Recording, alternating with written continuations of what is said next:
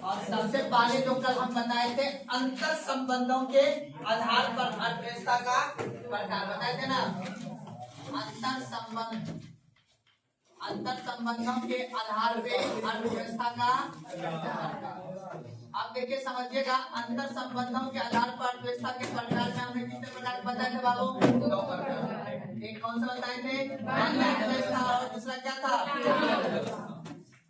अब देखिए बंद अर्थव्यवस्था वैसे अर्थव्यवस्था जो वैश्विक लेवल पे अर्थात विश्व लेवल पर अगर कोई देश किसी दूसरे देश के साथ आयात निर्यात नहीं करता, व्यापारिक संबंध नहीं रखता हो, खुद में वो अपने आप में आत्मनिर्भर हो, वो कौन सा अर्थव्यवस्था कहलाता है? बंद अर्थव्यवस्था।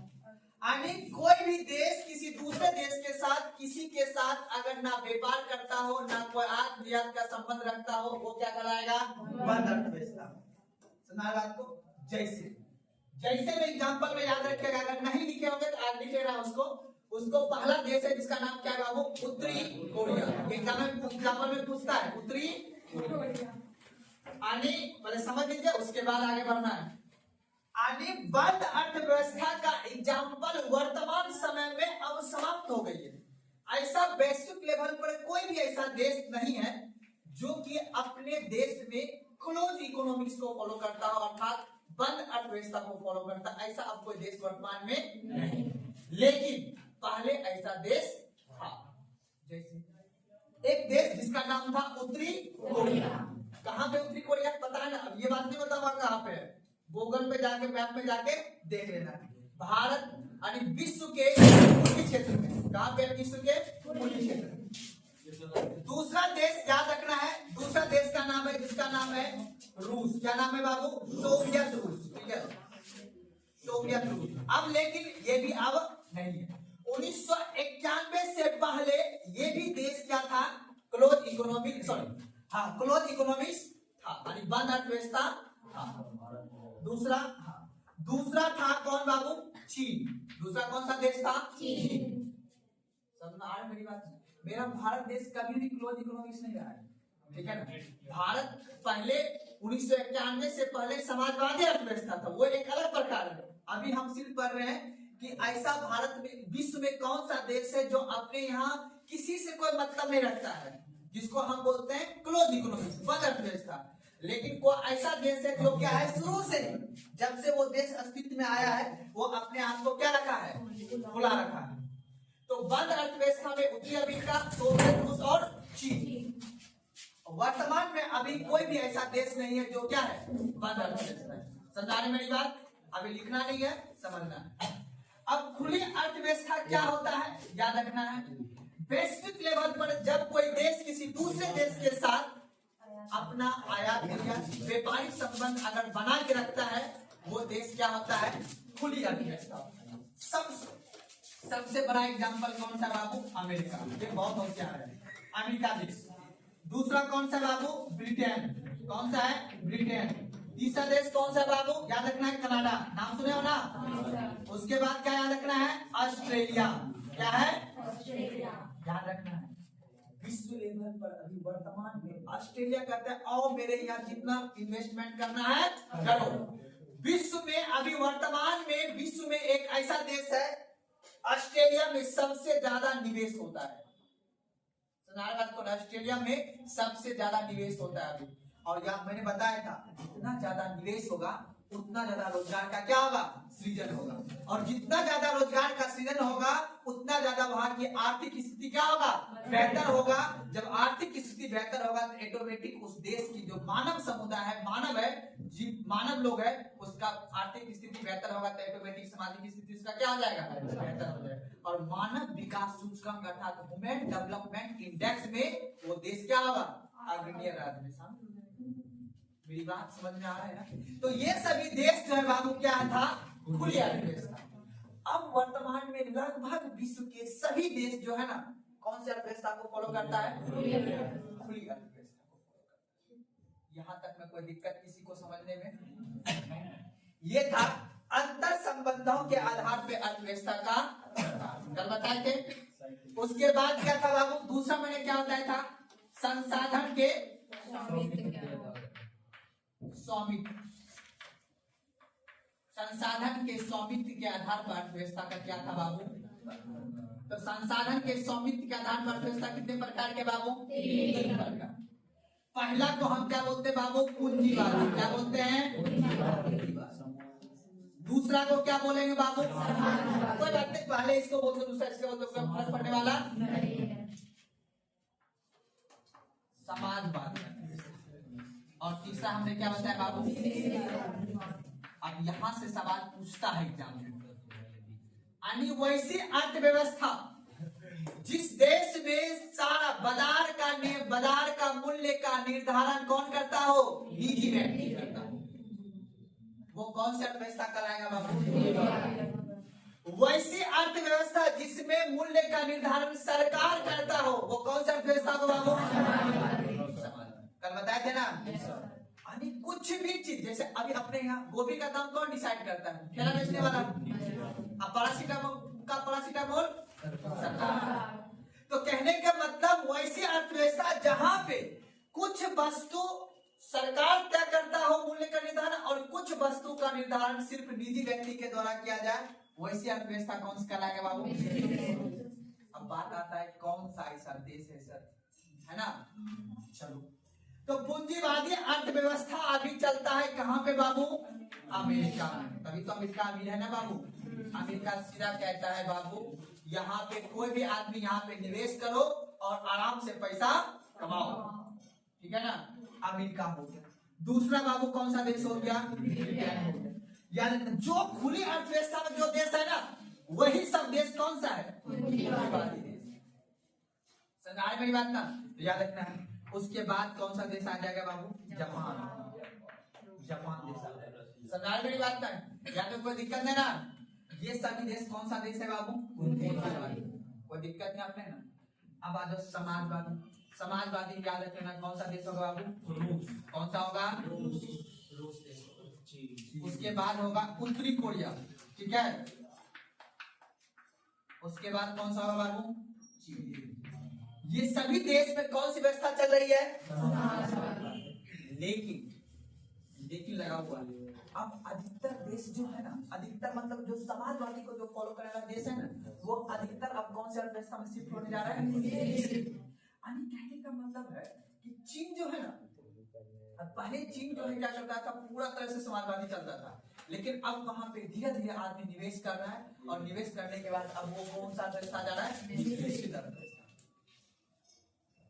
और मिश्रित अर्थव्यवस्था का सबसे बड़ा एग्जाम्पल कौन है बाबू? ठीक है ना? समझ आगे बात को? भारत हो गया। और दूसरा कौन सा आ जाएगा बाबू? दूसरा कौन सा देश आएगा बताइए? पाकिस्तान। दूसरा कौन सा आएगा बाबू? श्रीलंका। अब एग्जाम में पूछा क्या सवाल है? निम्नलिखित में से कौन सा देश में किस तरह की अर्थव्यवस्था चलता है या अपनाई? तो पूंजीवादी, समाजवादी और ये तीनों एग्जाम्पल सब में लिख लीजिए आप। कल जो लिखा है, कल एग्जाम्पल नहीं लिखा है? क्या बोले? कैसी तरह मैनेज कर लीजिए, हटा लीजिए ना।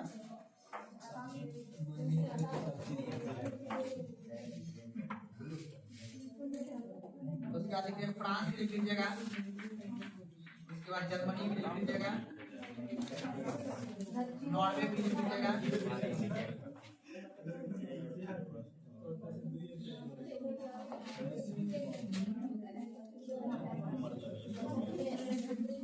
उसके बाद यहाँ पे क्यूबा, वियतनाम,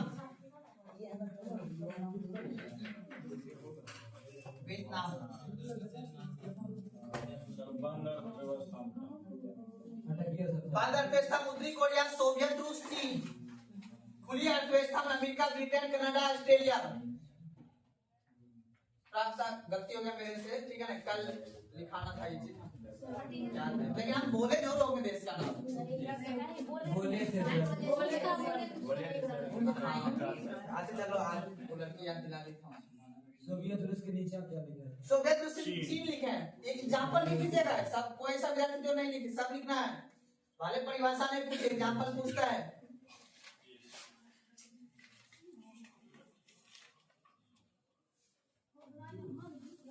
और एक देश यहाँ पे लिख दीजिएगा ऑस्ट्रेलिया भी।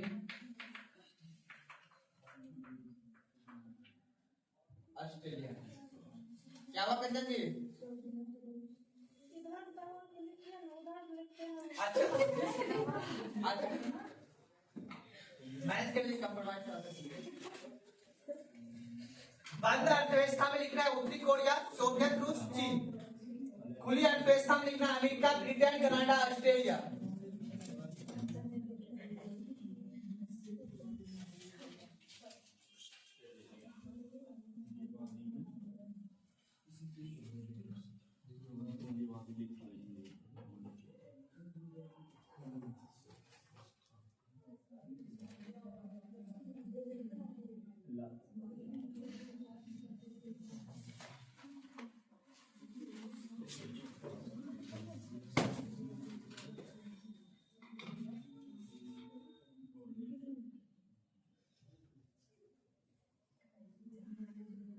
कोई दिक्कत हो गया नहीं? जल्दी उतारिए।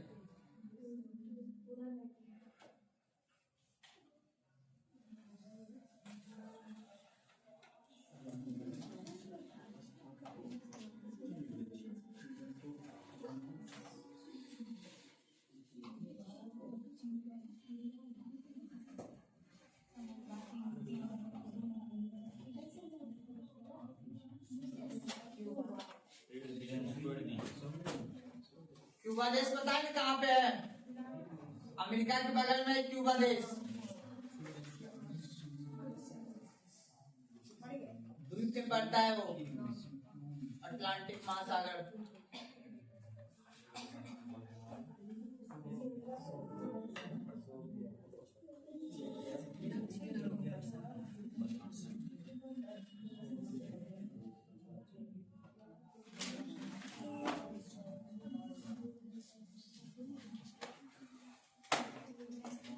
चलिए अब तीसरा प्रकार कौन सा है बाबू? तीसरा प्रकार में कौन सा देश क्या है? विकास की अवस्था के आधार पर ना, विकास की अवस्था, विकास की अवस्था के आधार पर अर्थव्यवस्था के क्या है प्रकार। अब याद रख लेना है, इसको मिटा देते हैं सबको, ठीक है? अब देखिए विकास के अवस्था के आधार पर जो है मेरा अर्थव्यवस्था जो है यानी पूरा विश्व का अर्थव्यवस्था को कितने वर्गों में बांटा गया बाबू? 3 वर्गों में। कितने वर्गों में बांटा गया है? 3 वर्गों में। यहाँ से भी सवाल पूछता है विकास की अवस्था के आधार पर अर्थव्यवस्था को कितने वर्गों में बांटा गया बाबू? 3 वर्गों में। एक को बोला जाता है, याद रखिएगा, विकसित अर्थव्यवस्था। क्या बोला जाता है बाबू? विकसित अर्थव्यवस्था, याद रखिएगा। दूसरे को बोला जाता है विकासशील अर्थव्यवस्था। क्या बोला जाता है बाबू? विकासशील अर्थ। और तीसरा को क्या बोला जाता है? अल्प विकसित। क्या बोला जाता है बाबू? अल्प विकसित अर्थव्यवस्था। बात नहीं, याद ध्यान से आगे सुनिए। विकास के अवस्था के आधार पर अर्थव्यवस्था कितने प्रकार के बाबू? 3 प्रकार के। एक विकसित अर्थव्यवस्था, विकासशील अर्थव्यवस्था और अल्प विकसित अर्थव्यवस्था। सबसे पहला सवाल आता है कि सर ये क्या होता है? वैसी अर्थव्यवस्था जहां पे या जिस देश में, एग्जाम्पल दूंगा यहाँ पे, जिस देश में औद्योगिकरण पूर्ण हो गया हो, यानी जिस देश में औद्योगिकरण मतलब उद्योग लग गया हो पूर्ण रूप से, उस देश में हर एक व्यवस्था अच्छी हो गई हो, वो देश कौन सा होगा बाबू? विकसित अर्थव्यवस्था। दूसरा, जिस देश की पर कैपिटा इनकम बहुत अच्छी हो, सुना बात को ना, लगभग $13 से अधिक जिस देश की पर कैपिटा इनकम अधिक हो, वो कौन सा देश कहलाएगा बाबू? विकसित अर्थव्यवस्था। समझ में याद आ रहा है? जैसे एग्जांपल के लिए अमेरिका, हर चीज में अमेरिका आ जाए नहीं, ब्रिटेन। सर फोन आ रहा है, क्या होगा? ब्रिटेन काट दीजिए। अब देखिए अमेरिका हो गया, ब्रिटेन हो गया, अब ये सभी चीज में कौन सा अर्थव्यवस्था है बाबू? विकसित। हम क्या बात किए हैं? विकास के अवस्था के आधार पर पूरा विश्व को विकास के अवस्था के आधार पे कितने वर्गों में बांटा गया? एक वैसा देश है जहां पे हर एक व्यवस्था परिपूर्ण हो गया। वहां की एजुकेशन, वहां की उद्योग, वहां रोजगार, वहां गरीब को है ही नहीं। वो देश है बाबू अमेरिका, ब्रिटेन। समझ में मेरी बात आ रहा है ना? और दूसरा जो मेरा आएगा देश बाबू, वो कौन सा है? ऑस्ट्रेलिया। मेरी बात समझ में आ रहा है ना सबको? कोई दिक्कत है ना? और उसके बाद आएगा बाबू कौन सा देश? जिसका नाम होगा जापान। उसके बाद कौन सा देश आएगा बाबू? कनाडा। इन सभी देश कौन सी बाबू होगा? विकसित अर्थव्यवस्था। यहाँ का व्यक्ति बहुत अच्छा है, यहाँ पे उद्योग लग गया है, यहाँ पे आपको कोई दिक्कत। अब आओ कौन सा बाबू? विकासशील अर्थव्यवस्था। वैसा देश जो जिस देश में अभी औद्योगिकरण चल ही रहा हो, यानी उद्योग लगना अभी प्रारंभ ही हुआ हो, वो देश कौन सी कहलाएगा? अभी यहाँ पे गरीबी है, यहाँ पे रोजगार का दिक्कत है, तो वो देश कौन सा कहलाएगा बाबू? विकासशील। यानी वैसे अर्थव्यवस्था या वैसा देश जहाँ पे औद्योगिकरण अभी प्रारंभ ही हुआ है, वो देश कौन सी श्रेणी में आएगा? विकासशील। जैसे चीन, रूस, भारत, ये सभी कौन सा देश कहलाएगा बाबू? आपका बताओ। विकासशील अर्थव्यवस्था। और एक देश का भी मैंने बताया था जिसका नाम है ब्राजील। और एक देश और पूछता है इंडोनेशिया।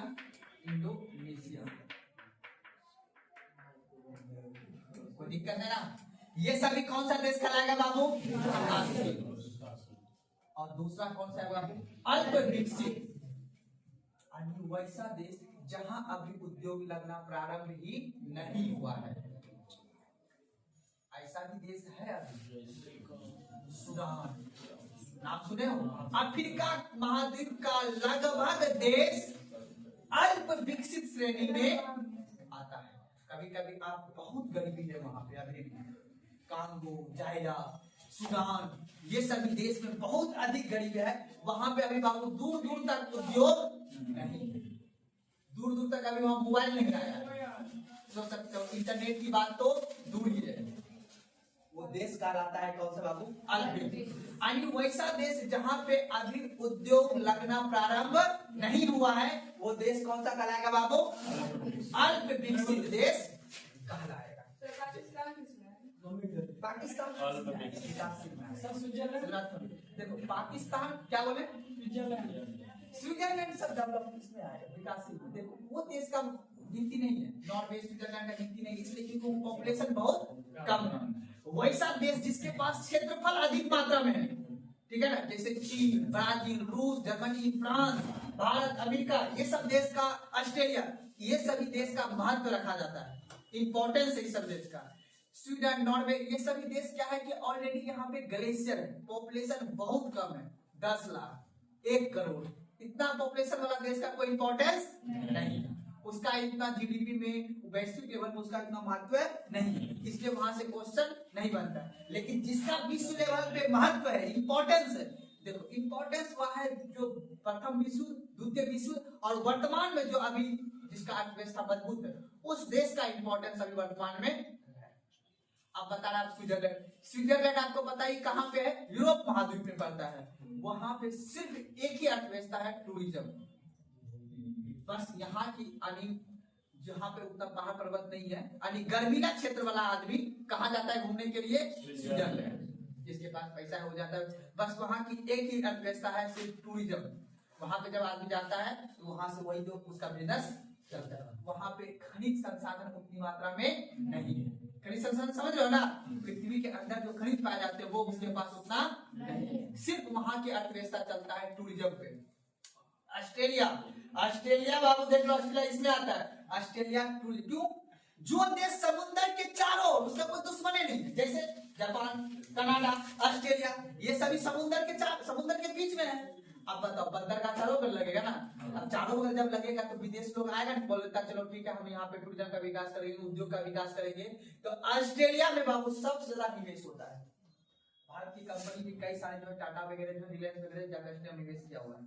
अच्छा खासा कार बिकता है पर लोग टाटा का जो कार है बड़ा बड़ा 10 चक्का वाला ऑस्ट्रेलिया में ज्यादा जाकर बिकता है। ऑस्ट्रेलिया में बहुत डेवलपमेंट है लेकिन इसका दुश्मन नहीं है ना कोई। बड़ी बात मेरी बात समझ में आ रहा है। इसके पड़ोसी है को ऑस्ट्रेलिया का, ऑस्ट्रेलिया जानते हो कोने में है और उसका कोई पड़ोसी देश नहीं है, इसलिए ये डेवलपमेंट है। और यहाँ पे आदमी लीडर भाव से अभी जा रहा। अभी देखो अपन लोग ईरान में, ईरान का नाम सुने हो ना, ईरान में हम लोग चाबहार बंदरगाह लगाया है ना, चाबहार पोर्ट किसका है? भारत का है। अभी ईरान पे आक्रमण करने वाला है ना अमेरिका, करने वाला है ना करने वाला। अब भारत टेंशन में है, अरे मार देगा बम तो मेरा इतना का जो इन्वेस्टमेंट किया हुआ है चाबहार बंदरगाह पे बाबू 26,000 करोड़ रुपया लगभग इन्वेस्टमेंट किया हुआ है, तो मार देगा बम 26,000 करोड़ रुपए। इसीलिए हर बड़ा बड़ा उद्योगपति सोचता है हम उस देश में निवेश करें जहां पे किसी का झगड़ा या दुश्मनी का कभी भी ना हो। बात को इसीलिए पहले हम लोग करते थे अफगानिस्तान में, अब उतना अभी नहीं कर रहे निवेश। समझाने मेरी बात था। चलिए अब आप लोग टॉपिक लिखिए फटाक से, विकास की अवस्था का नाम पर अर्थव्यवस्था के प्रकार, बस उसका 2-3 लाइन लिखना, उसके बाद एग्जांपल लिख देना है। 3 चीज लिख लीजिएगा। विकसित, पहले लिख लीजिएगा विकसित अर्थव्यवस्था, पहले लिखिएगा विकसित अर्थव्यवस्था।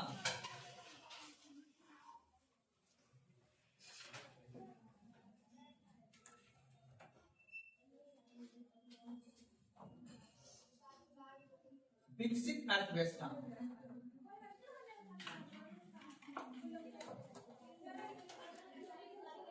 देखिए विश्व बैंक के अनुसार या वर्ल्ड बैंक लिख सकते हैं, वर्ल्ड बैंक के अनुसार, वर्ल्ड बैंक के अनुसार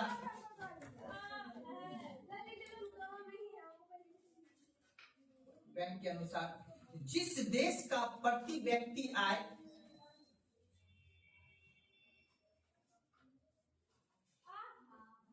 वर्ल्ड बैंक के अनुसार जिस देश का प्रति व्यक्ति आय $12,000 से अधिक हो, $12,000, डॉलर का सिंबल पता है कैसे होता है? $12,000 से अधिक हो,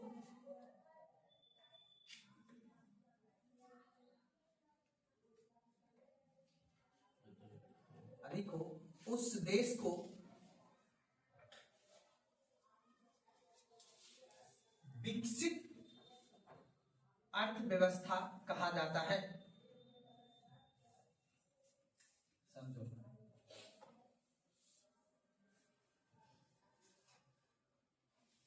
अब कह रहे बाबू कि विश्व बैंक ने एक परिभाषा दिया कि जिस देश की प्रति व्यक्ति यानी पर कैपिटा इनकम, समझते हो ना, यानी उस देश की हर एक आदमी कम से कम एक साल में कितना रुपया कमाता है। तो वर्ल्ड बैंक ने कहा है जिस देश का पर कैपिटा इनकम $12,000 से क्या हो, अधिक हो, $12,000 बाबू याद रखना।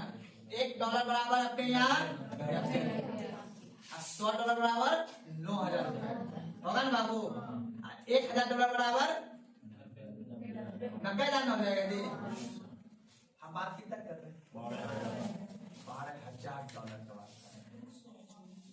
अब सोचो कि कम से कम 7 से 8 लाख रुपया सालाना कमाने वाला आदमी किसमें आएगा? लेकिन तो भारतीय रुपए में, भारतीय रुपए की बात होगा नहीं, किसका बात होगा? डॉलर। वर्ल्ड बैंक ने एक परिभाषा दिया है जिस देश का $12,000 से जो देश का प्रति व्यक्ति आय कमाने वाला व्यक्ति होगा वो कौन सा अर्थव्यवस्था शामिल होगा बाबू? कोई दिक्कत नहीं ना। एक बात और समझो, आगे आएगा वो, लेकिन अभी समझाना पड़ेगा हमें। याद रखना बाबू, हमारे अगला जो प्रकार आएगा वो आएगा अर्थव्यवस्था के क्षेत्र के आधार पे 3 प्रकार के देश हैं। एक प्राथमिक सेक्टर, नाम सुने हो ना, प्राथमिक सेक्टर, प्राथमिक। दूसरा कौन होगा बाबू? द्वितीयक होगा। और तीसरा कौन सा होगा बाबू? द्वितीयक। आली प्राथमिक क्षेत्र में कौन कौन से आते हैं? कृषि, नाम सुने हो ना? खनन, नाम सुने हो ना? खनन, वो कौन सा क्षेत्र हुआ? प्राथमिक क्षेत्र। कुछ ऐसा देश है जो सिर्फ प्राथमिक क्षेत्र पर निर्भर उसकी अर्थव्यवस्था है। अब बताओ हमारा भारत देश जो है किस क्षेत्र पर निर्भर अर्थव्यवस्था है? प्राथमिक पे। द्वितीयक में क्या आता है?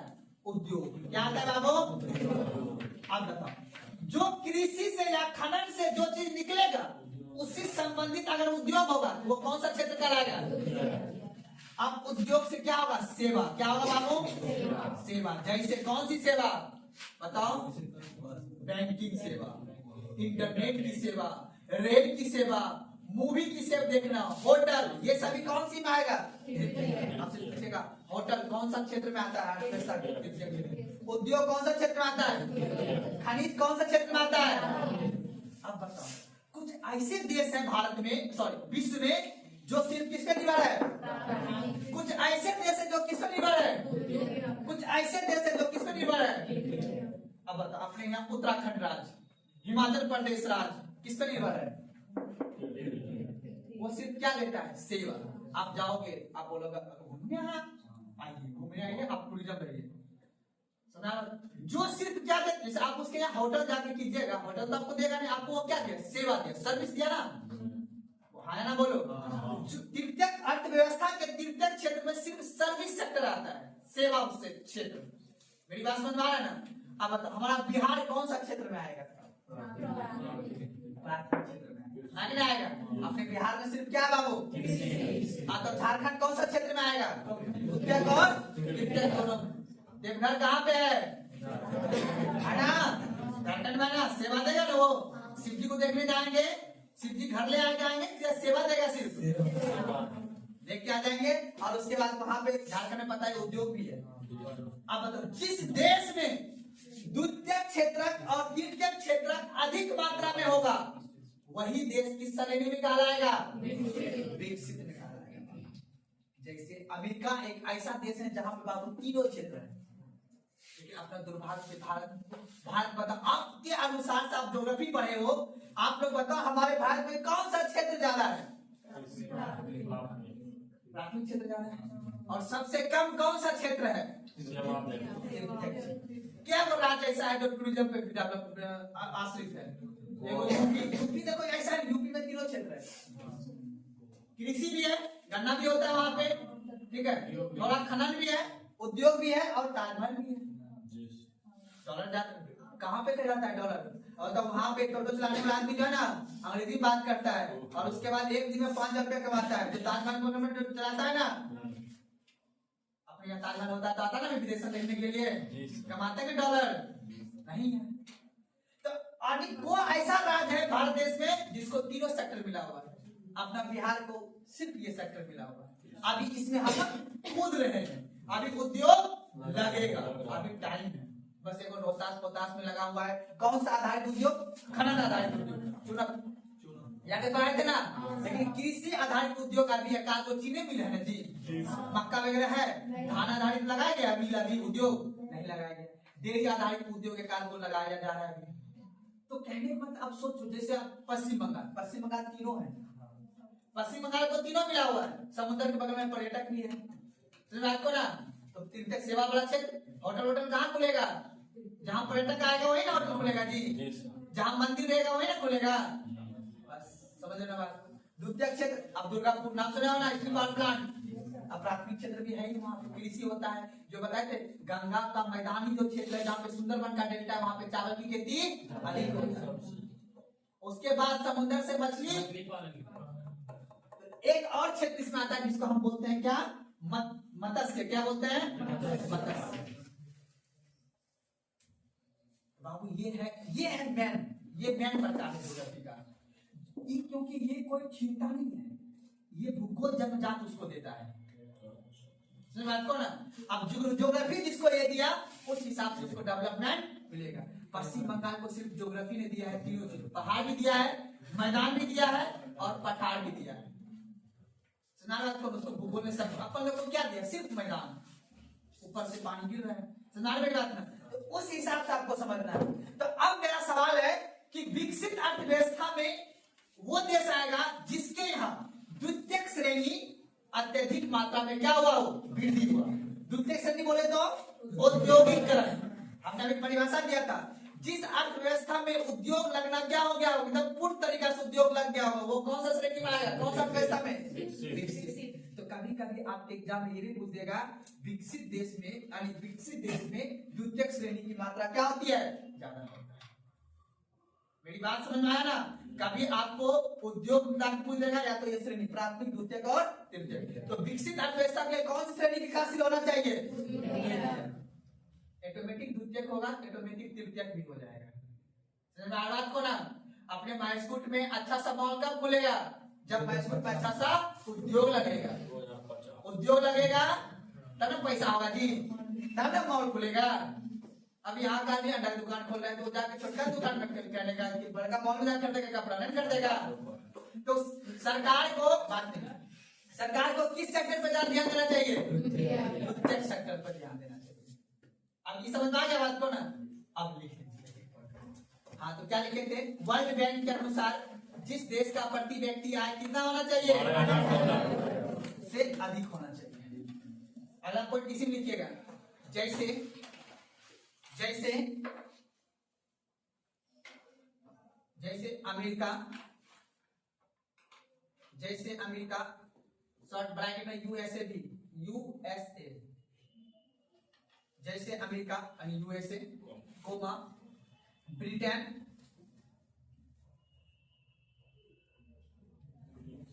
ठीक है। उसके बाद लिखिएगा जापान,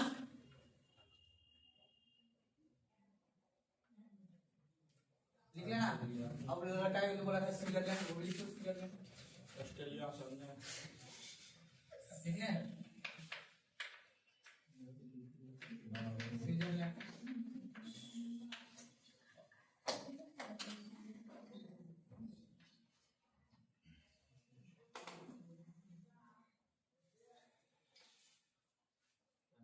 अगला पॉइंट लिखिए, इसी में इस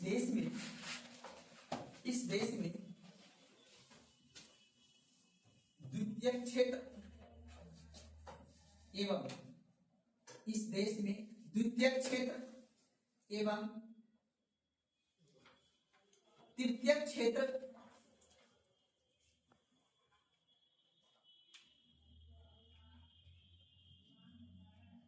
योगदान अधिक होता है।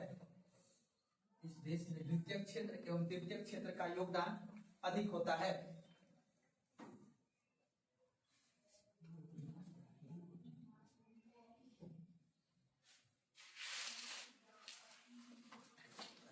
अर्थात यह देश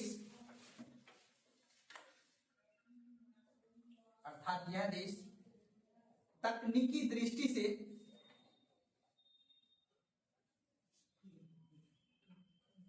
तकनीकी समझ टेक्नोलॉजी, तकनीकी दृष्टि से एवं आधारभूत संरचना के दृष्टि से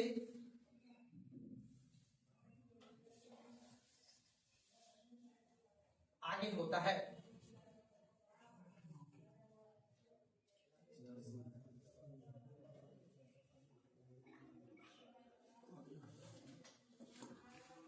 कोई दिक्कत?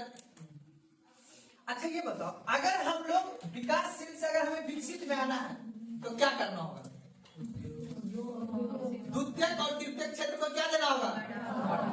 अब हमको ये बताओ, आप ही लोग से सोच के बताना, क्या हमारा सरकार क्या द्वितीयक क्षेत्र से तृतीयक क्षेत्र की बढ़ावा के लिए क्या क्या काम कर रहा है?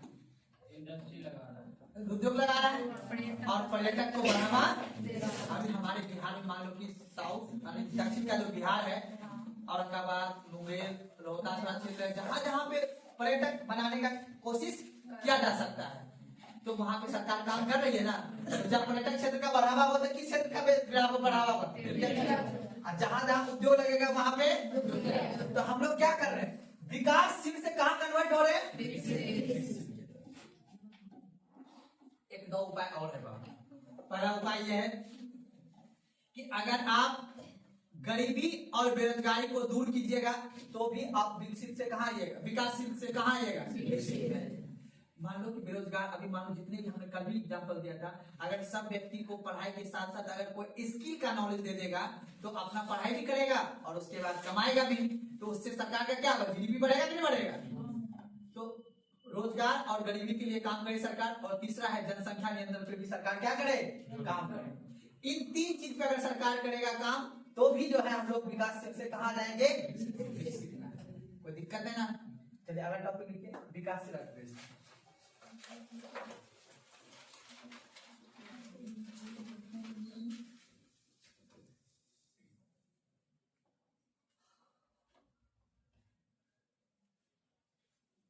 विकासशील अर्थव्यवस्था लिखिए।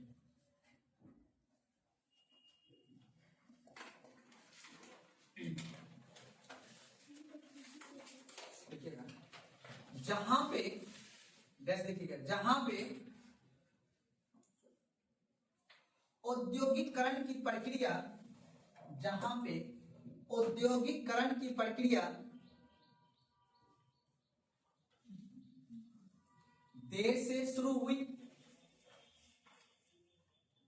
देर से शुरू हुई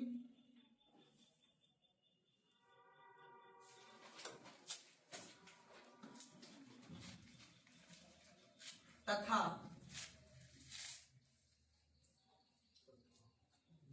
आर्थिक संसाधन का दोहन, तथा आर्थिक संसाधन का दोहन धीरे धीरे हुआ।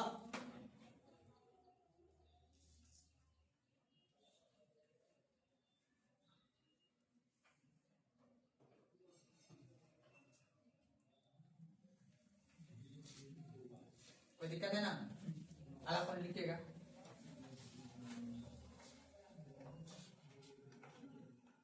उन्नीस 1940 एवं 50 के दशक में 1940 एवं 50 के दशक में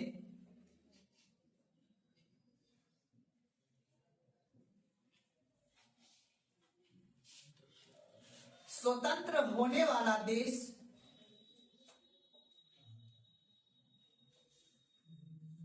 स्वतंत्र होने वाला देश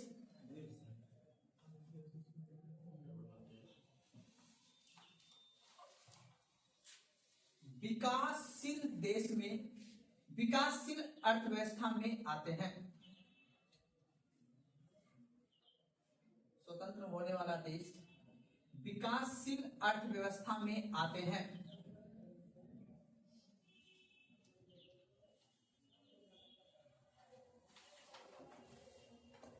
अगला पॉइंट, इस व्यवस्था में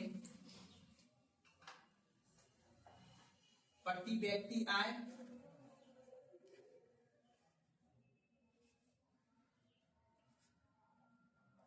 कम होती है।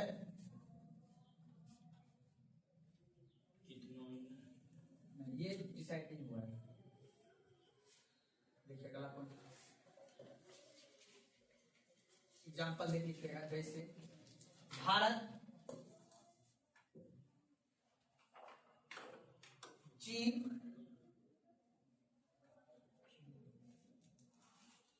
रूस, ब्राजील,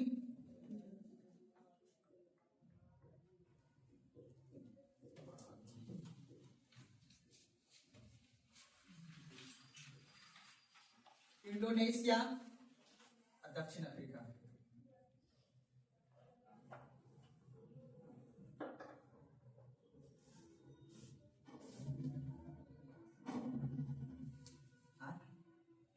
क्या बोले? नहीं, दक्षिण अफ्रीका नहीं है, विकासशील नहीं है। हम बोले, कल भी बोले थे, अफ्रीका का एक ही देश है जहां सोना पाया जाता है, याद है ना, वो विकसित में आता है, सॉरी विकासशील में आता है। एक सवाल और पूछेगा, बोलेगा निम्नलिखित में से कौन सा देश का मानक व्यवस्था स्वास्थ्य और शिक्षा, याद रखिएगा, यहाँ पे स्वास्थ्य और शिक्षा का अभाव होता है। क्या होता है? अभाव, मतलब कम होता है। यहाँ पे तो नहीं के बराबर होता है। यहाँ पहले पेट भरेगा तब शिक्षा, इस वाले देश के पास है, ठीक है ना। अभी भी यहाँ पे स्कूल नहीं है इस देश में, आगे तक सूडान वगैरह में स्कूल नहीं है। यहाँ पे पहले पेट बढ़ेगा तब ना स्कूल होगा जी, सुना बात को ना। लेकिन यहाँ के देश में अभी स्वास्थ्य और शिक्षा का अभाव है, अभी कम है, सुना बात को ना। अभी भी बहुत से ऐसे गाँव जाइएगा आप लोग जहाँ पे अभी स्कूल नहीं के बराबर है कि नहीं। अपने भारत का ही बात कर रहा हूँ, बिहार में है ना। तो लिख लीजिएगा लास्ट पॉइंट यहाँ पे, देखिएगा इस व्यवस्था में शिक्षा एवं स्वास्थ्य का, देखिएगा इस व्यवस्था में शिक्षा एवं स्वास्थ्य का अभाव रहता है, अभाव रहता है।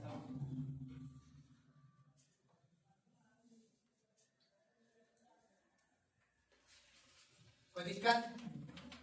और भी क्वेश्चन पूछता है, तकनीकी का अभाव कौन सा व्यवस्था में रहेगा, ठीक है ना। आय की असमानता कौन सा अर्थव्यवस्था में रहेगा। ऑप्शन बाबू कुछ भी दे सकता है, बस कॉन्सेप्ट को क्लियर रखना है, ठीक है ना। आय बराबर, आय सबसे अच्छी आय पर कैपिटल इनकम किस देश का रहेगा, स्वास्थ्य शिक्षा बेहतर किस देश का रहेगा, इसी देश का रहेगा।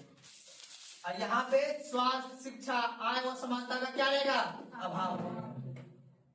जनसंख्या पे नियंत्रण किस देश का रहेगा, तीव्र गति से जनसंख्या किस देश का बढ़ेगा, क्योंकि यहाँ पे शिक्षा अच्छी नहीं है, स्वास्थ्य का अच्छी नहीं है, इसलिए से जनसंख्या भी यहाँ क्या होगा, तीव्र गति से बढ़ेगा।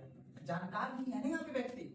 अब जाके महिला को, पुरुष को बताया जा रहा है कि नहीं बच्चे पे कंट्रोल कैसे करना है, कैसे कि हार्मोन सेक्स को रिलीज कैसे करना है, इन सब चीजों को अब सरकार पढ़ाया जा रहा है। तो ये तभी तो विकास में कौन दिखा है। ये सब देश 1900 ईस्वी में पढ़ के बैठा हुआ है, इसे पता है कि हमें बच्चा नहीं पैदा करना। हमने पहले भी कल ही बताया था, जापान देश में बच्चा पैदा नहीं कर रहा है। अब 80 साल मिला है, एंजॉय करेंगे। सुना बात को ना, आगे लिखिए अल्प विकसित अर्थव्यवस्था, बात नहीं, अल्प विकसित अर्थव्यवस्था, अल्प विकसित अर्थव्यवस्था, अल्प विकसित अर्थव्यवस्था।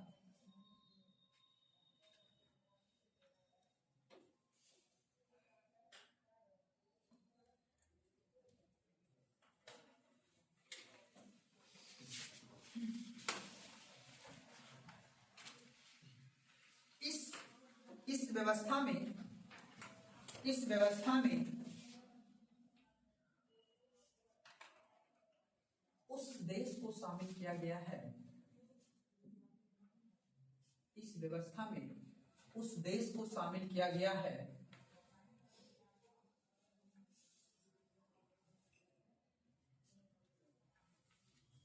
जिसका विकास अभी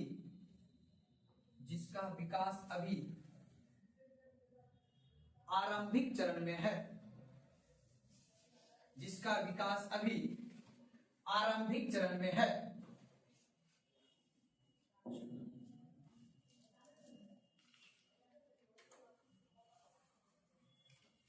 इसका विकास अभी आरंभिक चरण में है तथा आर्थिक संसाधन का दोहन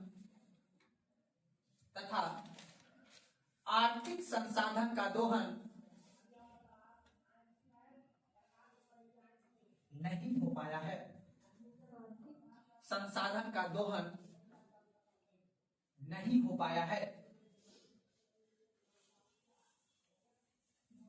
जैसे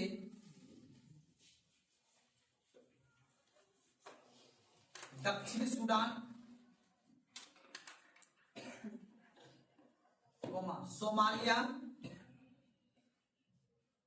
जैसे दक्षिण सूडान, सोमालिया,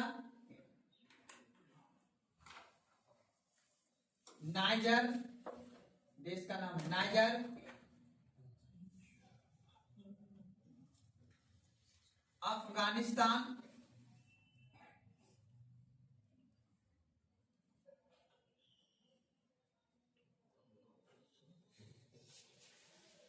इथोपिया, अफगानिस्तान के बाद इथोपिया,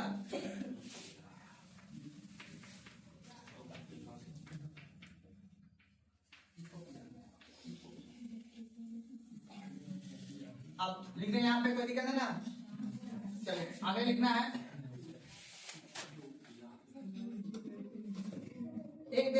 कांगो? कांगो। ये दोनों देश अभी गया है मोदी जी, इसलिए न्यूज में है।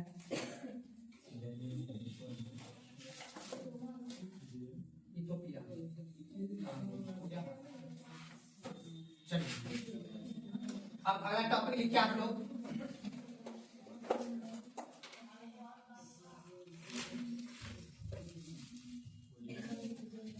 आर्थिक क्षेत्र के आधार पर अर्थव्यवस्था के प्रकार। टॉपिक लिखिएगा, आर्थिक क्षेत्र के आधार पर अर्थव्यवस्था का प्रकार। आर्थिक क्षेत्र के आधार पर अर्थव्यवस्था का प्रकार। आर्थिक क्षेत्र पर आधार पर अर्थव्यवस्था का प्रकार।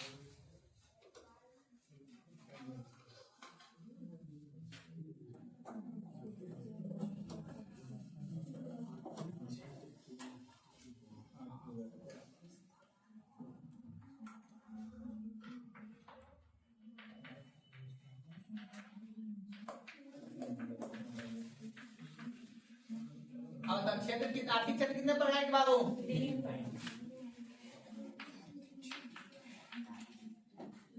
प्राथमिक क्षेत्र और कौन सा बाबू?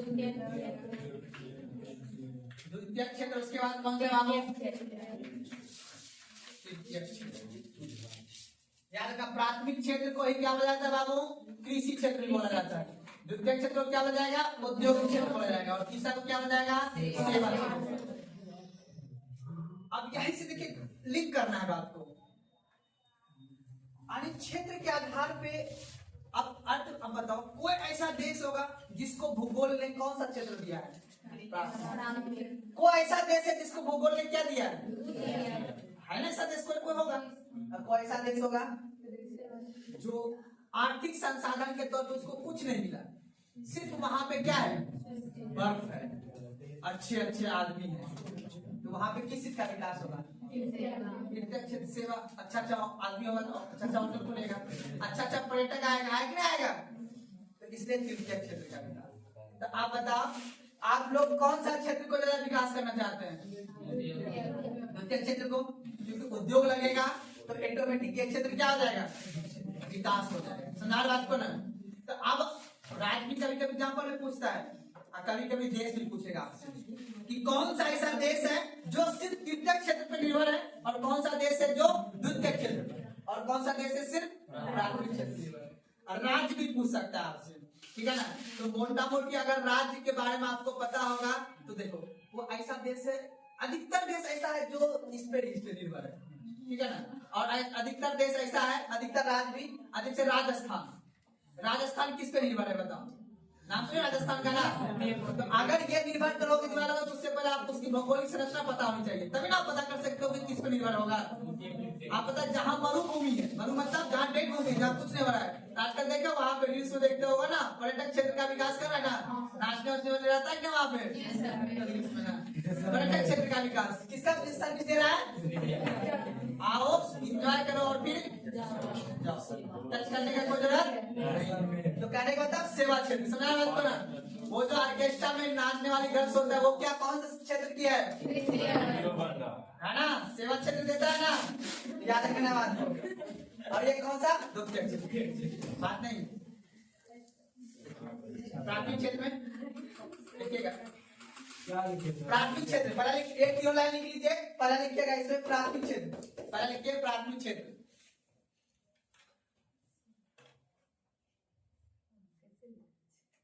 प्राथमिक क्षेत्र लिखिए। इस क्षेत्र को कृषि आधारित, प्राथमिक क्षेत्र लिखिएगा, इस क्षेत्र को कृषि आधारित क्षेत्र कहा जाता है। इस क्षेत्र को कृषि आधारित क्षेत्र कहा जाता। लिखिएगा नेक्स्ट देखा अगला पॉइंट। जब किसी अर्थव्यवस्था में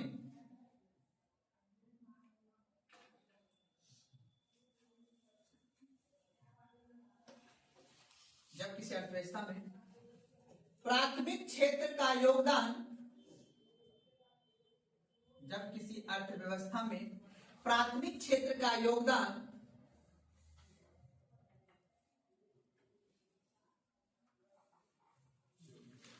50% से अधिक होता हो,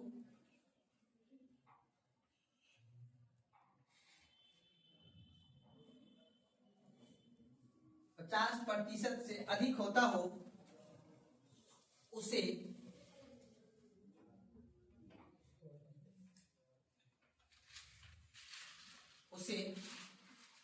प्राथमिक क्षेत्र व्यवस्था, उसे प्राथमिक क्षेत्र व्यवस्था कहा जाता है।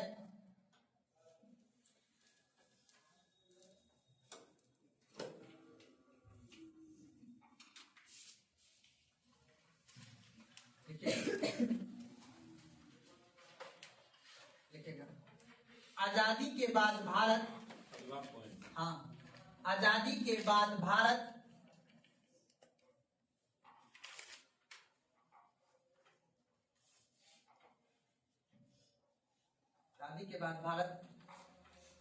प्राथमिक क्षेत्र पर आधारित था।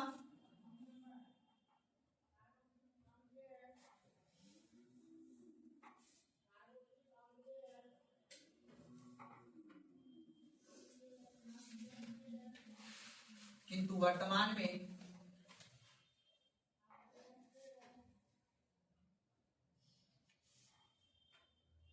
द्वितीयक और तृतीयक क्षेत्र में आता है।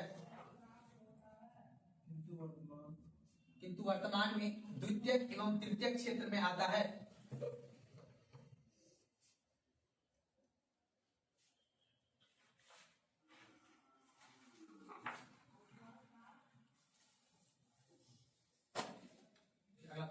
इस क्षेत्र में कृषि,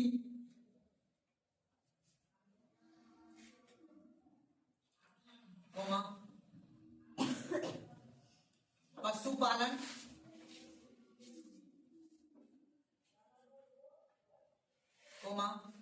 मत्स्य पालन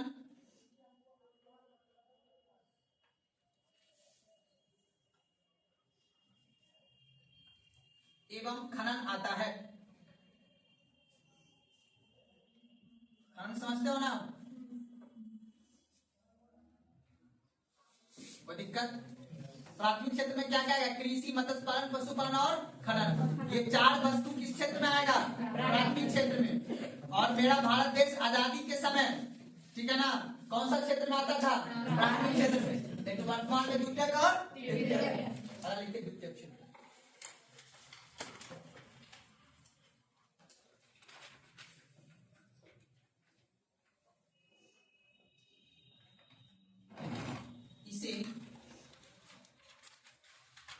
इसे उद्योग आधारित अर्थव्यवस्था कहते हैं।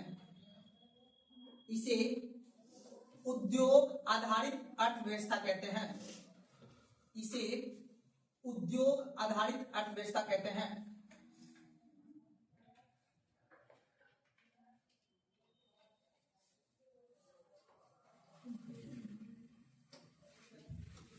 जब किसी अर्थव्यवस्था में जब किसी अर्थव्यवस्था में 50% से अधिक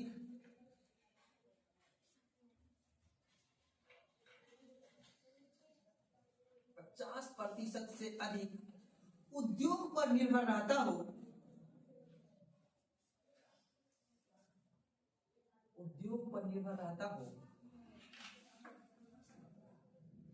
तो उसे द्वितीयक क्षेत्र कहते हैं।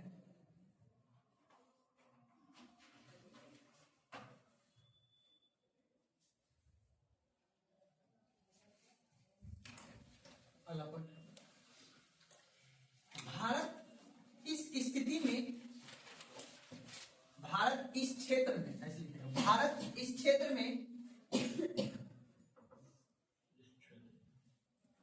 पूर्ण रूप से नहीं आ पाया है, भारत इस क्षेत्र में पूर्ण रूप से नहीं आ पाया है, किंतु चीन इस क्षेत्र से गुजर रहा है, किंतु चीन इस क्षेत्र से गुजर रहा है।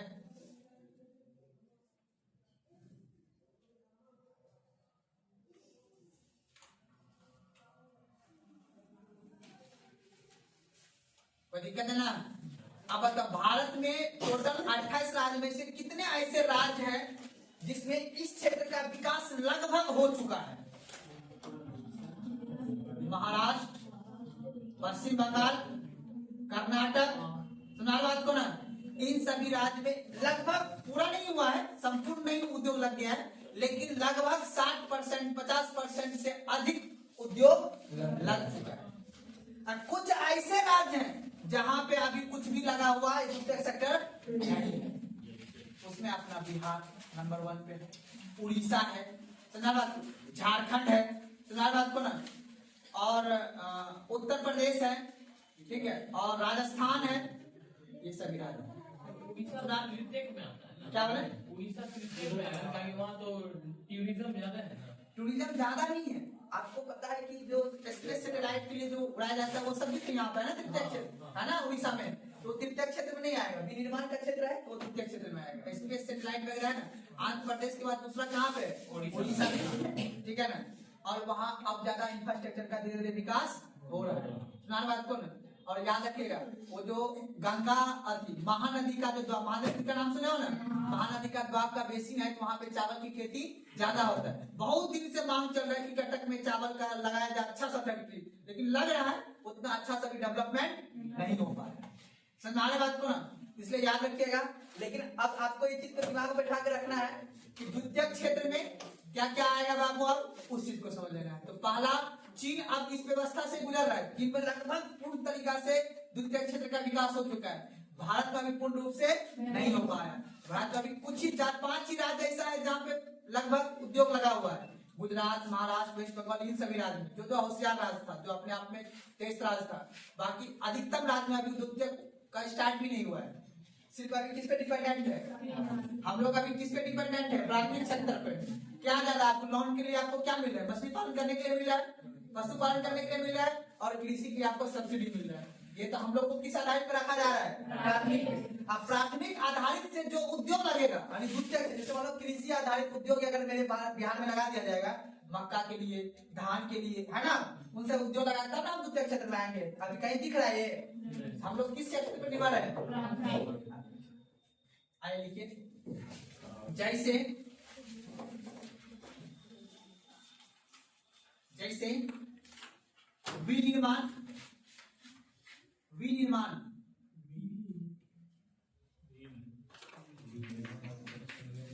विनिर्माण, कोमा निर्माण,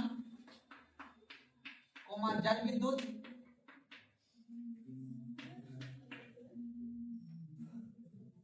विनिर्माण क्या था सर? बता दीजिए। हाँ, द्वितीय क्षेत्र लिखना है सारा। विनिर्माण, निर्माण, जल विद्युत लिख लीजिए। चलिए उसके बाद लिखिए गैस,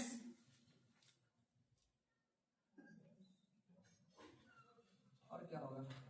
गैस, बस और पहले समझा देते हैं। हाँ, विनिर्माण का मतलब क्या हो? दोबारा निर्माण करना।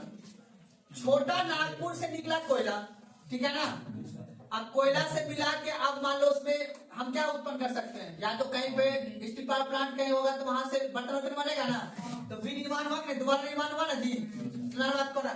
या तो फिर कहीं निर्माण कर रहे हैं, यानी अगर कोई मान लो छोटे छोटे यानी मैन्युफैक्चरिंग जो प्रोडक्ट होंगे उससे कोई बड़ा, जैसे मान लो कहीं पर गाड़ी का छोटा छोटा टूल बनता होगा जी, चक्का कहीं और, इंजन कहीं और, उसका बड़ा बॉडी का कहीं और, फिर एक जगह जाके जब सारे मैन्युफैक्चरिंग को एक जगह लगा देंगे तब वस्तु क्या होगा? निर्माण। उसको बोलेंगे असेंबल हो गया गाड़ी, पूरा पूर्ण रूप में क्या बन गया?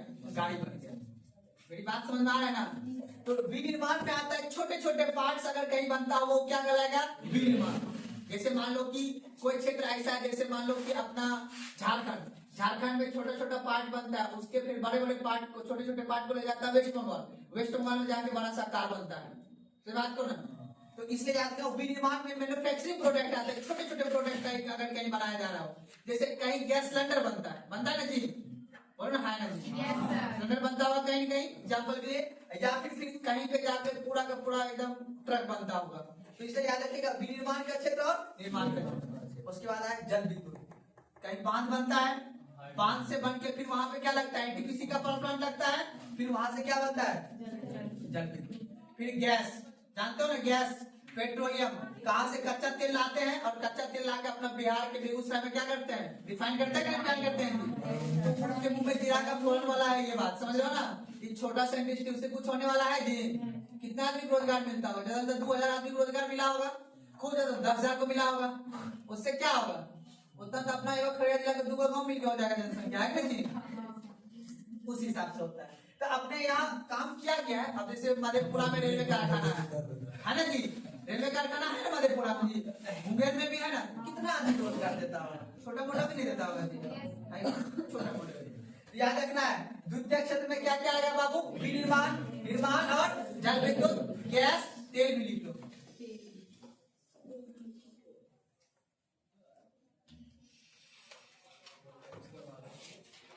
द्वितीय क्षेत्र समझ आ गया बात को। पूछता है निम्नलिखित में से कौन सी वस्तु है द्वितीय क्षेत्र में आएगा, तो मैन्युफैक्चरिंग प्रोडक्ट कौन सा आएगा, उद्योग तो बता ही दिया स्टार्टिंग में, ठीक है ना। इस तरह के तृतीय क्षेत्र,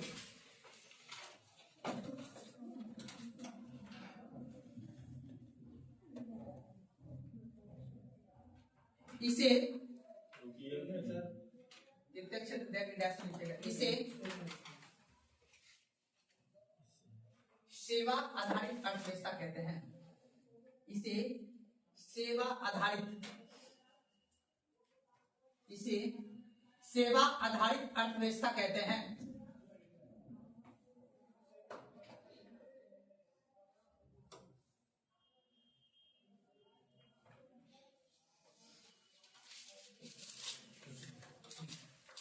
जब किसी देश में 50% से अधिक, जब किसी देश में 50% से अधिक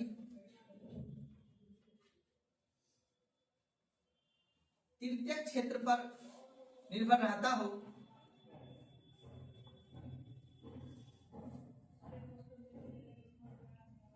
तृतीय क्षेत्र पर निर्भर रहता हो, तो उसे तृतीय क्षेत्र आधारित, तो उसे तृतीय क्षेत्र आधारित अर्थव्यवस्था कहते हैं।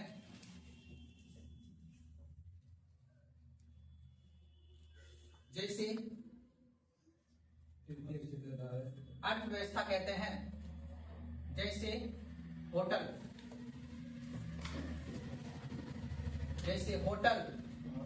कोमा व्यापार, होटल कोमा व्यापार, कोमा परिवहन, होटल कोमा व्यापार कोमा परिवहन, देखिए कोमा बैंकिंग, कोमा बीमा, LIC वाला, हाँ, कोमा संचार, मोबाइल वगैरह, कोमा मेडिकल, मेडिकल समझते हो ना, हॉस्पिटल जिसको बोलते हैं, कोमा रक्षा,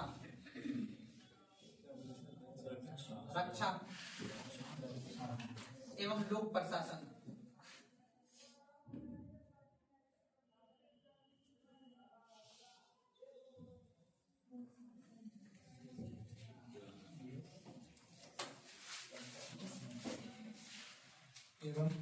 लोक प्रशासन, अरे जिसमें आपको सिर्फ क्या मिले, सेवा। सुना बात को ना, आप बताओ प्राथमिक क्षेत्र बेहतर, उद्योग कृषि का व्यवस्था अगर सही होगा, खाना अच्छा होगा, उद्योग भी क्या लगेगा, अच्छा होगा। उद्योग अच्छा होगा तो परिवहन भी क्या होगा, ट्रांसपोर्टेशन व्यवस्था क्या होगा, अच्छा होगा। ट्रांसपोर्टेशन व्यवस्था अच्छा होगा तभी जाके क्या होगा, बैंकिंग व्यवस्था क्या होगा, अच्छा होगा। जब बैंकिंग व्यवस्था अच्छा होगा तभी जाके आपका बीमा, अब बताओ LIC वगैरह कब खुलाइएगा, जब वर्तमान का जीवन ठीक ठाक चल रहा हो तभी भविष्य वाला सोचेगा। भविष्य में एक दिन हमारे पास पैसा नहीं सोच सकते हैं जी।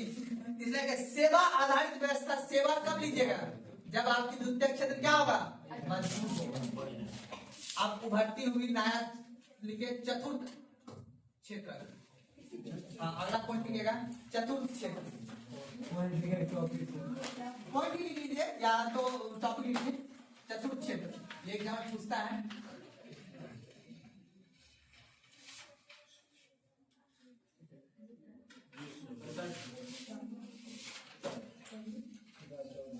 अच्छा समझा देते हैं पहले उसके बाद, ठीक है ना। चतुर्थ क्षेत्र लिख के छोड़ दीजिए, उसके बाद बता रहे हैं।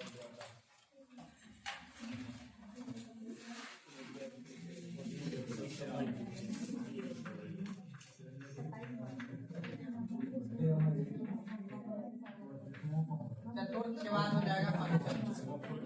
देखिए याद रखिएगा, अगर आपसे पूछेगा, आप कल भी हमने एक बोला था, जैसे मान लेते हैं कि ज्ञान आधारित अगर कोई व्यक्ति है, अगर किसी चीज के किसके पास क्या होगा, वो ज्ञान या क्या हो, कोई कौशल हो, मतलब स्किल हो, ठीक है ना, कौशल हो किसी के पास, तो ज्ञान कौशल किसमें आएगा, चतुर्थ क्षेत्र में। सुना बात को ना। आप बताओ किसी को, अब मान लो सॉफ्टवेयर का इंजीनियर है कोई, है ना जी, मान लो कोई इलेक्ट्रिकल इंजीनियर है, तो उसके पास क्या है, ज्ञान है और तो वो सभी क्या कौन सेक्टर में आएगा, चतुर्थ क्षेत्र। अब बताओ अगर तृतीय क्षेत्र अच्छी हुई, एजुकेशन अच्छा मिलेगा, हेल्थ अच्छा मिलेगा, तो चतुर्थ क्षेत्र में क्या होगा, अच्छा। अगर मान लो कोई ऐसा राज्य जैसे गोवा, कर्नाटक, कर्नाटक में बाबू ये क्षेत्र ज्यादा विकसित है, इंजीनियर वगैरह वहां पे क्या है, साइंटिस्ट वगैरह वहां पे ज्यादा है। अब आता है पंचम क्षेत्र, किसी एक विशेष क्षेत्र में अगर किसी को स्पेशलिस्ट है, जैसे मान लेते हैं कोई आदमी साइंटिस्ट है, एक विशेष क्षेत्र का होगा जी, कोई चीज का कोई शोध कर रहा है, ठीक है ना, तो वो सब कौन क्षेत्र में आएगा, पंचम क्षेत्र में। और चतुर्थ क्षेत्र में कौन आएगा, ज्ञान स्किल वगैरह जो आएगा वो कौन सा क्षेत्र में आएगा, चतुर्थ क्षेत्र में। तो सरकार अब सोच रहा है इन क्षेत्र का धीरे धीरे क्या करेंगे, विकास करेंगे। अब बताओ अपने यहाँ KYP सेंटर खोल के लड़का लड़की को क्या दे रहे हैं, हम लोग स्किल दे रहे हैं ना। अगर स्किल देंगे तब चतुर्थ क्षेत्र से किस क्षेत्र का विकास होगा, तृतीय क्षेत्र का। जब मान लो कल को हम लोग ऑनलाइन सर्विस सेंटर खोलेंगे आधार कार्ड बनाने के लिए, तो पहले ये सेक्टर आएगा तब ना ये सेक्टर का विकास होगा जी, सुन बात को ना, ये सेक्टर विकास होगा तब जाके सेक्टर का विकास होगा। तो सेवा डिपेंड है हर सेक्टर पे, सुना बात को ना। तृतीय क्षेत्र का विकास तभी होगा जब अच्छा इंफ्रास्ट्रक्चर होगा, मतलब कहने का मतलब अच्छा उद्योग होगा, अच्छा एजुकेशन होगा, अच्छा हेल्थ होगा, तब जाके तृतीय क्षेत्र का क्या होगा, विकास होगा। अभी बताओ कितना आदमी ऐसा है अपने बिहार में पॉपुलेशन की दृष्टि से बताना जो मेडिकल का सेवा दे रहा हो, बहुत कम है ना जी, तभी तो उसका वैल्यू क्या है, ज्यादा कम है, ज्यादा है। डॉक्टर का लिखा हुआ चिट्ठा भी कितना नहीं पढ़ लेते हो, बहुत कम नहीं पढ़ लेते हैं ना, तभी डॉक्टर साहब बता रहे हैं तुमको नहीं आता है, एक दिन लगाओ 1,000 नहीं 10,000 का बिल बना है, होता है ना, बोलता है। तो कहने का मतलब यह है अगर किसी भी चीज में अगर आपको स्किल या कौशल नहीं है तो उस चीज में आपका क्या होगा, शोषण होगा। तो ज्ञान के अभाव में एक चीज का दिक्कत है। तो हमारे यहाँ अगर तृतीय क्षेत्र का विकास अगर अच्छा से करना है बाबू, तो उसके लिए आप देख लो इस तरह से काम। अब लिखिए चतुर्थ क्षेत्र, इस क्षेत्र में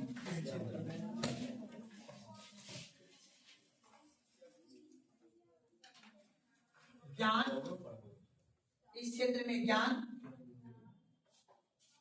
कौशल,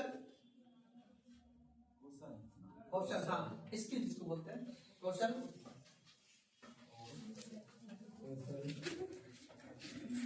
ठीक है, एवं सॉफ्टवेयर का विकास, सॉफ्टवेयर लिख लीजिएगा ना, सॉफ्टवेयर का विकास,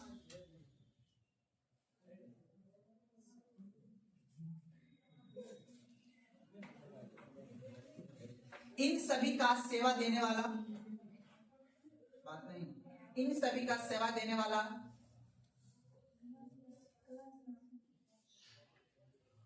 इन सभी को सेवा देने वाला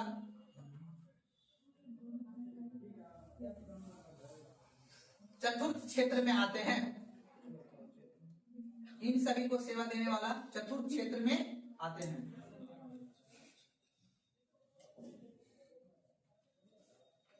पंचम क्षेत्र,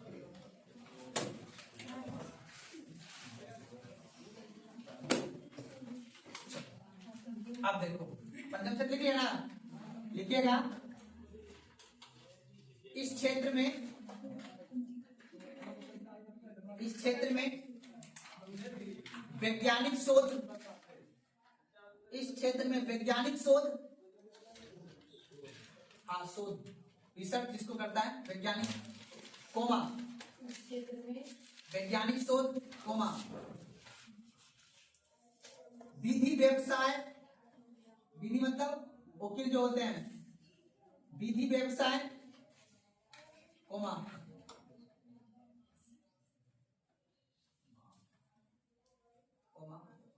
व्यवसायिक अधिकारी,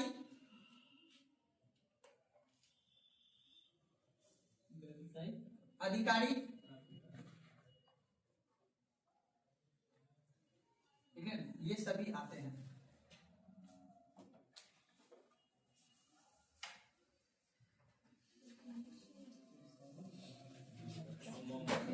बस तो ये देखो याद रखो, तीर्थ क्षेत्र को किस नाम जानते बाबू? सेवा क्षेत्र नाम जानते हैं। और सेवा में याद रखना, सेवा दो प्रकार के, चतुर्थ सेक्टर और पंचम सेक्टर याद रखना है। तो चतुर्थ सेक्टर में याद रखना है कि जो सेवा यानी जो किसी एक गाने मतलब ज्ञान आधारित या कौशल आधारित अगर कोई सेवा दे रहा है, जैसे मान लेते हैं एग्जाम्पल के तौर पे आपने अपने घर में कोई इंजीनियर को बुलाया घर का बनाने के लिए, वो कौन सा सेवा दिया आपको? चतुर्थ क्षेत्र का दिया, लेकिन दिया के रूप से क्या दिया आपको? सेवा। अगर ऐसे व्यक्ति का भी अगर ज्यादा निर्माण करेगा, ऐसा व्यक्ति ज्यादा बनाएंगे तो अपना देश आगे नहीं बढ़ेगा। अब उसके बाद मान लो कि कोई कौन है, साइंटिस्ट है ना, कोई बड़े सा कोई एडवोकेट है, बड़े सा डॉक्टर है, कोई आंख का स्पेशलिस्ट है, आता है नहीं, कोई हार्ट का स्पेशलिस्ट होता है। अगर वैसे आदमी का भी अगर विकास ज्यादा करेंगे क्या हमारा देश विकास नहीं होगा जी? अंतिम रूप से दोनों सेवा ही दिया, चतुर्थ सेक्टर और पंचम सेक्टर दोनों क्या है? सेवा ही है, लेकिन कोई स्पेशलिस्ट सेवा है। सुना बात को ना, मेरी बात समझ में आ रहा है ना? तो इस हिसाब से क्या होगा कि जिस क्षेत्र का और ज्यादा क्या होगा? विकास होगा। तो अब सरकार कोशिश कर रहा है कि हम इन क्षेत्रों को और चतुर्थ और पंचम क्षेत्रों का क्या करें, आगे और ज्यादा विकास करें, जिससे मेरा देश क्या हो, आगे बढ़ के हम किस श्रेणी में आ जाए? विकसित श्रेणी। क्या आ जाए? अभी हम लोग किस श्रेणी में हैं? विकास। ये था अर्थव्यवस्था का आपका प्रकार। समझा? यहीं से क्वेश्चन पूछेगा। क्वेश्चन पूछता है दो प्रकार से, एक आपका स्वामित्व के आधार पे जो बताएं, और दूसरा जो मैंने बताया आपका कौन सा? सेक्टर के आधार पे। इन दोनों के आधार और विकासशील वाला, ठीक है ना, यानी विकास के आधार पे इन तीनों प्रकार के जो है आपका क्वेश्चन यहाँ से बनेगा। बाकी जो प्रकार है बस वो समझाने के लिए हम आपको लिखा है। क्लोज इकोनॉमिक्स, ओपन इकोनॉमिक्स से उतना सवाल नहीं पूछता, लेकिन तब पर भी कभी भविष्य में पूछ सकता है, कोई बड़ी बात नहीं है। आपको बस याद रखना है पहला कौन सा प्रकार पढ़ा है बाबू? ओपन और क्लोज, यानी अंतर संबंधों के आधार पे। दूसरा मैंने क्या बताया बाबू? स्वामित्व के आधार पे बताया ना। स्वामित्व के आधार पे कितने प्रकार के अर्थव्यवस्था? 3 प्रकार बता देना, पूंजीवादी, समाजवादी और मिश्रित। उसके बाद कौन सा बताया मैंने? विकास के आधार पे, विकसित, विकासशील और अल्पविकसित। और उसके बाद कौन सा बताए? क्षेत्र के आधार पे। क्षेत्र के आधार पे भी कितने प्रकार से बाबू? अब ये सभी है अर्थव्यवस्था के प्रकार। ये सभी हुआ बेसिक क्लास। क्या था ये? Basic class. कोई दिक्कत नहीं ना। अब 2-3 पॉइंट छोटा छोटा बचा है, उसको फटाफट लिख लो, उसके बाद टॉपिक क्या आ जाएगा?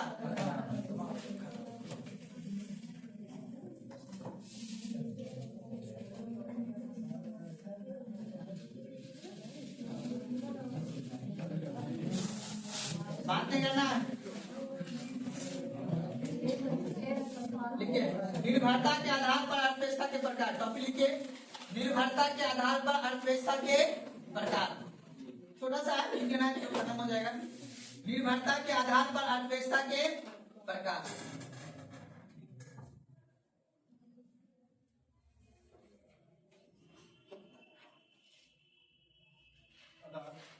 निर्भरता के आधार पर अर्थव्यवस्था के प्रकार। अब कोई ऐसा देश है जो क्या है? आत्मनिर्भर है। कोई ऐसा देश है जो दूसरे पर निर्भर है। कोई ऐसा देश है जो मिश्रित है, यानी खुद पे भी निर्भर है और दूसरे पे भी क्या है, उसमें से अपना भारत देश क्या है, अब कुछ भी जैसे टेक्नोलॉजी अगर लाना होगा तो हम किस पे निर्भर है, दूसरे पे निर्भर है, लेकिन भोजन में खुद पे हम क्या है, निर्भर है। तो निर्भरता के आधार पर अर्थव्यवस्था कितने प्रकार के, तीन प्रकार। एक आत्मनिर्भर, एक क्या है, दूसरे पे निर्भर, और तीसरा क्या है, तो पहला लिखिए आत्मनिर्भरता, आत्मनिर्भर अर्थव्यवस्था। पहला लिखिए आत्मनिर्भर अर्थव्यवस्था।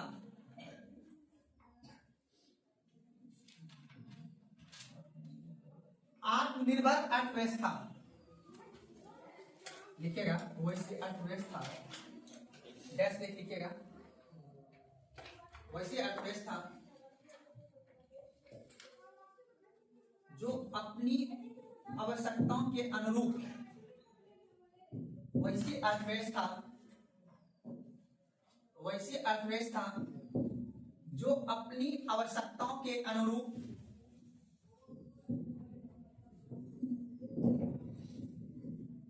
वैसी अर्थव्यवस्था जो अपनी आवश्यकता के अनुरूप वस्तु एवं सेवा का उत्पादन करने में, वस्तु एवं सेवा का उत्पादन करने में, वस्तु एवं सेवा का उत्पादन करने में सामर्थ्य हो, सामर्थ्य हो उसे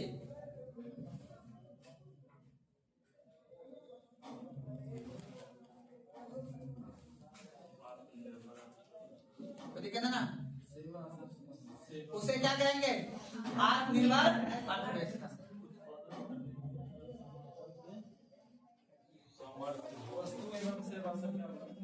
वस्तु एवं सेवा का उत्पादन करने में क्या हो, सामर्थ्य हो। कोई ऐसा व्यक्ति है बताओ, कोई ऐसा व्यक्ति हो जो एकदम आत्मसमर्थ हो, कुछ भी हो जाए, है ना जी, अरे के आश्रित, आश्रित अर्थव्यवस्था।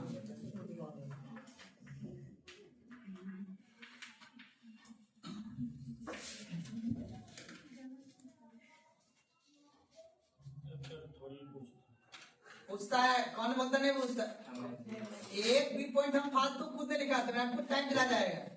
हम एक एक पॉइंट को पढ़ के फिर इस क्वेश्चन पेपर, हाँ ये कह सकते हो, जितना तुमने देखा है उससे लगता है सर ज्यादा पढ़ाते हैं, पूछता तीन से, लेकिन आगे का कोई गारंटी नहीं है। ऐसा पूछ दिया था कि निम्नलिखित में से कौन सा देश है जो आत्मनिर्भर अर्थव्यवस्था को फॉलो करता है, कुछ भी बन सकता है सवाल को। क्या होगा, क्या आत्मनिर्भर वाला कोई ऐसा देश ही नहीं है, बताएंगे। आश्रित अर्थव्यवस्था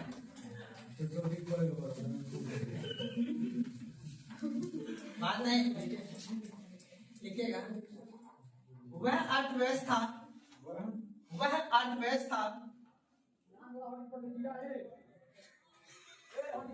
वह अर्थव्यवस्था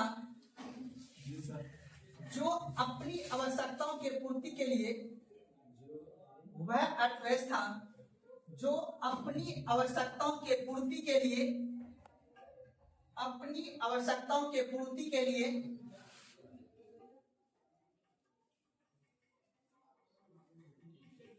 दूसरे अर्थव्यवस्था पर निर्भर रहता हो।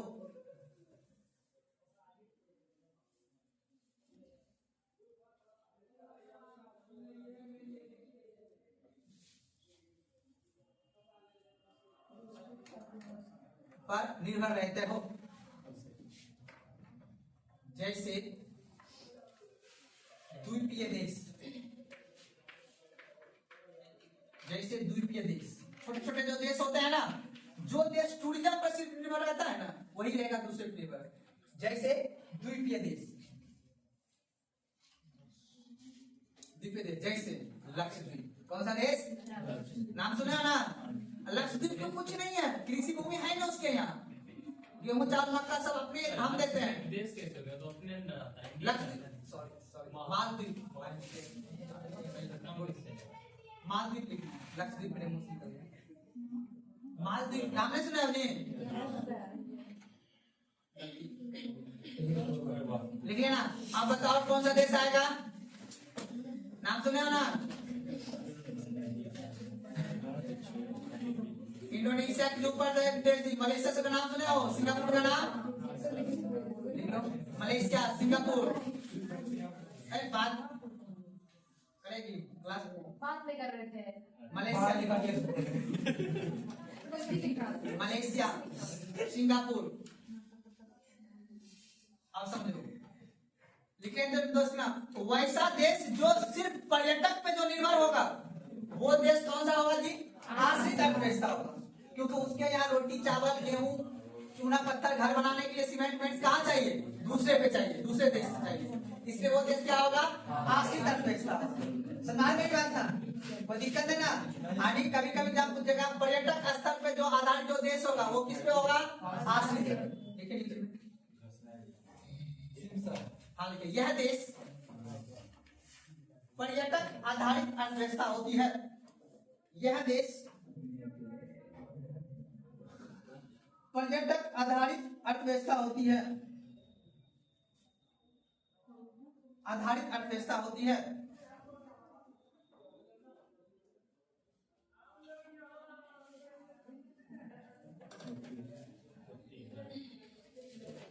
दिक्कत है? आगे लिखिए, परस्पर निर्भर अर्थव्यवस्था। परस्पर निर्भर, जिसे मिश्रित आत्मनिर्भर भी बोलते हैं। परस्पर निर्भर अर्थव्यवस्था।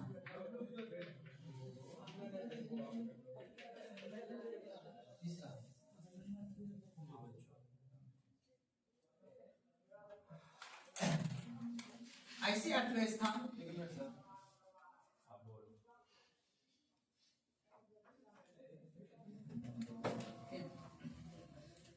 कैसे लिखेगा? ऐसी अर्थव्यवस्था जो कुछ मामले में, ऐसी अर्थव्यवस्था जो कुछ मामले में आत्मनिर्भर हो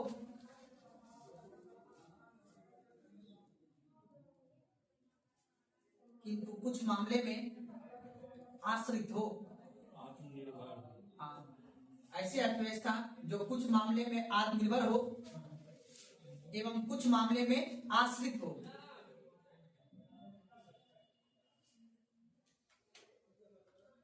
कोई दिक्कत है ना? ठीक है, जैसे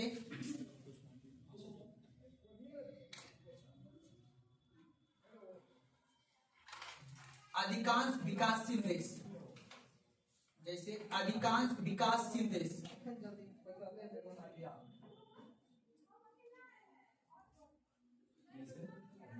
अधिकांश विकासशील देश, याद है ना विकासशील देश? अब यहाँ पे आपका टॉपिक क्या होता है? पहला चैप्टर आपका क्या हो गया? अब इसका टेस्ट होगा। क्या होगा? ज्यादा नहीं है, 30-40 क्वेश्चन रहेगा, ठीक है ना? बढ़िया बढ़िया रहेगा क्वेश्चन थोड़ा सा। उसके हिसाब से हम लोग क्या करेंगे?